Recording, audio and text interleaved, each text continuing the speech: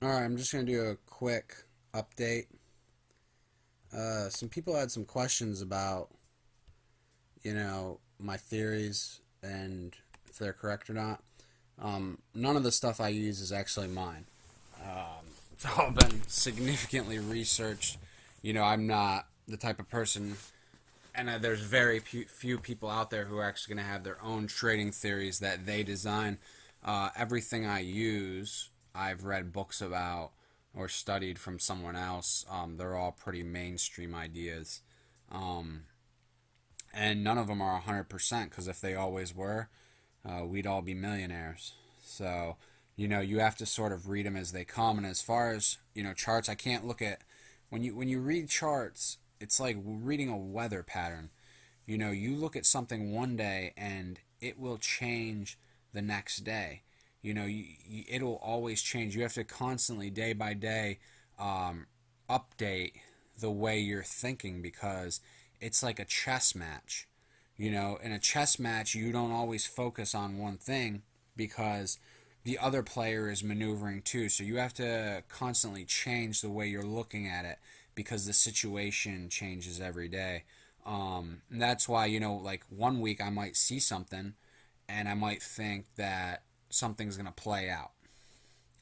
Um, and it just won't because the next day or in a couple days it'll change. So my ideas about what is happening change daily. And if you're really going to try to invest, intelligently, yours need to too. It can't be, you hear something one week and then you take that and you say this is, this person, or I read this article, or I saw something is good for a week or even a couple days. It is constantly changing. So I use a ton of different stuff. I use strength, stage analysis, volume, moving averages, charting, movement theories, fractal patterns. I read a ton of articles a week. I read probably like 50 articles a week, and out of those 50, maybe like three are actually worth reading. But the three that I do find that are worth reading will actually add to my understanding, give me a new perspective that maybe I hadn't thought of.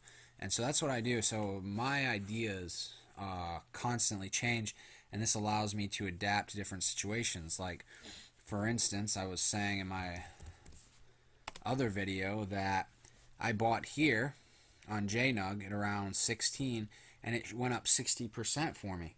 Um, and when it came back down, here I thought this was going. I thought it was gone. But stuff changed. 3 days later, the whole situation was 100% different. So this, when you look at something, you've got to constantly be updating your train of thought. If you're not fluid with the market and the way you're thinking about it, you're going to get crushed.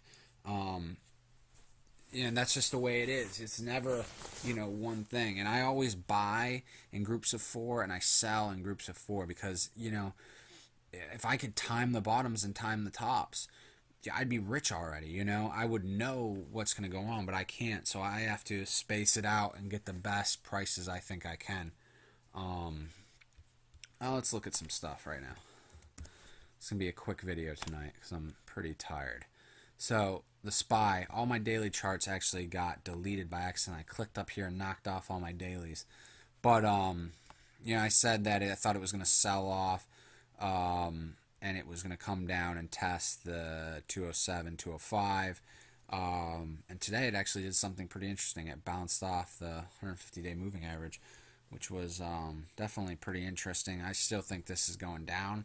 It might take a little longer than I thought, though. As you can see, strength is in a descending pattern. So I think we have farther down to go with this. Let's go to the miners. People are thinking that the miners are in a breakout. I'll be honest, I sold half my positions today in the miner derivatives. All right, so this is what I was looking at a couple days ago.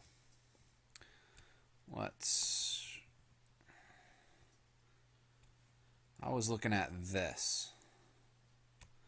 No, well, about that. And I said, I think it's going to go down farther. And the last couple days, it's popped up. pretty good actually. But you know, did I get this wrong? I don't know yet. You know, I did sell half my positions, but I still think it's going lower because I think we have a new trend line forming. And I think it has a good chance of going lower from here again. Maybe not going as low as I thought, but definitely back under 10 on the JNUG. Reason I think this is, you know, all these major pops were on large amounts of volume. Large amounts of buyers came in. I had these big green arrows down here that were showing, you know, a major, major buy. I didn't see that today. And yesterday I saw a very low volume. You know, we're off the lows on strength. But if I could draw trend lines and strength, look at this. This is a descending strength pattern. So I expect us to get up to about here, and we're going to come back down to the 30 level. So that's just something to think about. Could this be the breakout to the north? Yeah, it very, very well could be. And, you know, I only sold half of my positions today. You know, they were up 20%. I always take profits at 20% because that's my number for the year that I like to hit is 20% gains. So like I said, I bought at 996 and 970. We were up, well, I think we were up like 1240 today. As soon as it hit $12, exited half my positions, took my 20% gains. I'll take it. Now, you know, I'm hoping it comes back down. I think it's going to come back down. But if it doesn't, if it keeps going up towards the 15 level, well, I still got half my positions open, and I'll take my other half of gains at the 15. And guess what? If it keeps going up, oh well. But I got 50% gains in a matter of 3 weeks, so I'll take that. But I don't want to have too much open. I don't want to get greedy and keep all my positions open because, you know, if we bounce off this new trend line I'm seeing developing, we come back down to 10, well, I had a chance to take 20% quick gains, and I didn't do it, and I got greedy and I messed up. So I always take my gains when they're presented to me. Don't always take them in full, but I will always take them. The one time I didn't do it in recent history was right here, and that was a huge mistake. And I walked away with barely anything. So right now, could the miners go up? Yeah, they could. I just don't see them doing it. I could be wrong. That's why I have half my positions still open. You know, I'm not going to bet all or nothing on this. You know, if those other half positions start sinking down to the 10 level, well, I've already collected 20% gains on half, and I'm going to pick more up at 10, and then I definitely think we break higher. But right now, I'm not sold. And, you know, like I said, you need to constantly be updating your thought. This is, you know, it constantly changes, constantly changes. What I see one day does not apply the next day. Another reason why I think that the miners aren't exactly ready to break out is I've got gold forming a cone, and it hasn't even broke. See this level right here? That level up there is the highs it set back on October 7th. So since then we've got this cone forming, and we haven't broke higher. Silver's